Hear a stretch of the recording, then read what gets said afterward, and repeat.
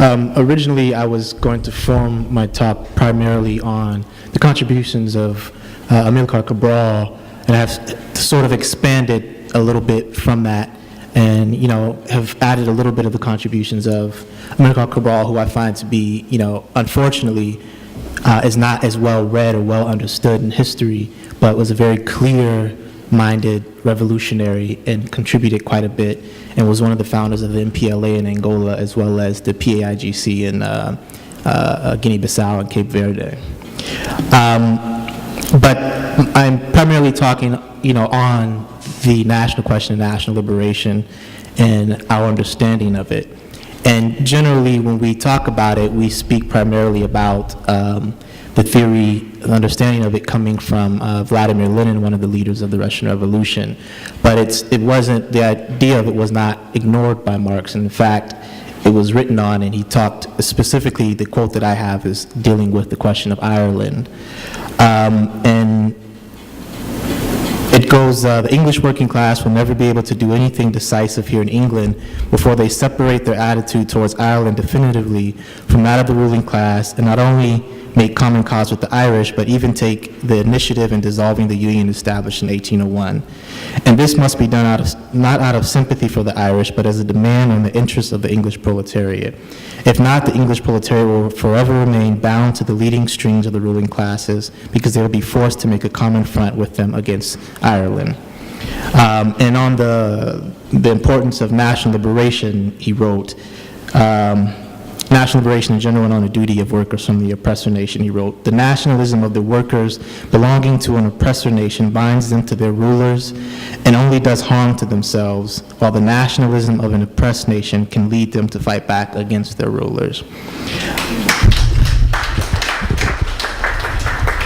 And it's important to draw that out. I'm sure a lot of comrades in the room are familiar with that, those writings of Comrade Marx, whose birthday we celebrate today. But I want to get to a lot of how we understand. See, before I actually became a revolutionary, a Marxist really, I was a black nationalist. And I cut my teeth as an organizer in Dallas and South Dallas, primarily when I was 15 years old, and was drawn to the struggle after the LA Rebellion. And South Dallas, at that time, even though it's been gentrified because of its proximity to downtown Dallas, was the poorest part of all of Dallas.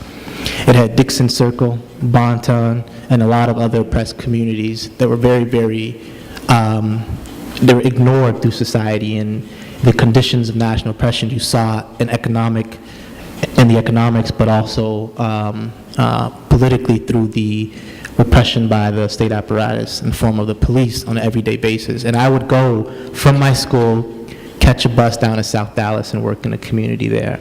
So that's how I began, and that's what drew me even closer to become a revolutionary, was understanding that black people, yes, were oppressed as black people, and the importance of struggling against that oppression and that oppressor. But in Lenin's draft thesis on the national colonial questions, which he delivered to the Second International, he says, in conformity with its fundamental task of combating bourgeois democracy and exposing its falseness and hypocrisy. Because we always hear about democracy, and the right of everyone to participate within a society, but we see the most oppressed and poorest who cannot actively participate and are denied political power and the right to express their political will every day, on an everyday basis. So it is a hypocrisy.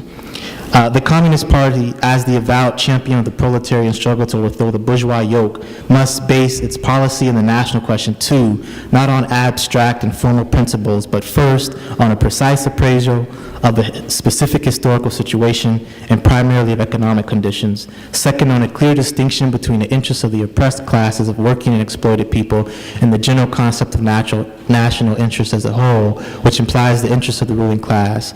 Third, on an equally clear distinction between the oppressed, dependent, and subject nations and the oppressing, exploiting, and sovereign nations, in order to counter the bourgeois democratic lies they play down this colonial financial enslavement of the vast majority of the world's population by an insignificant majority of the richest and advanced capitalist countries, a feature characteristic of the era of finance capital and imperialism. At that time, before the revolution in Russia, before it became the Soviet Union, it was known as the prison house of nations because it housed within its borders many different nationalities who had been oppressed by a dominant nationality. I think it's important to distinguish between a nation and a country. Most people, if you talk to them, you ask what a nation is, they think of drawn borders.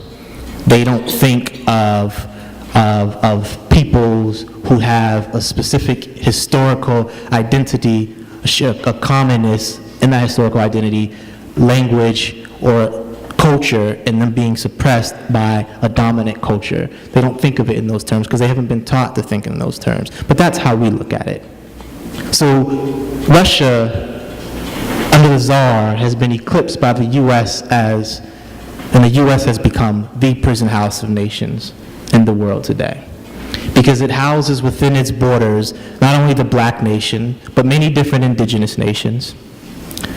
From the inhabitants of what was known as Turtle Island, to the Kanaka Maoli in Hawaii, to the indigenous people in Alaska, the people of Guam, and other different places that are held as colonies or semi-colonies by the U.S. There also are the Mexican people, who half of their country was stolen away from them by the U.S. in a war that was waged so the U.S. can extend slavery in the western part of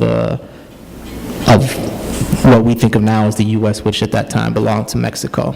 And no, the patriots, the so-called heroes of Texas, the patriots of Texas were not heroes, but they were slave masters and slaveholders and some of the most vile human beings.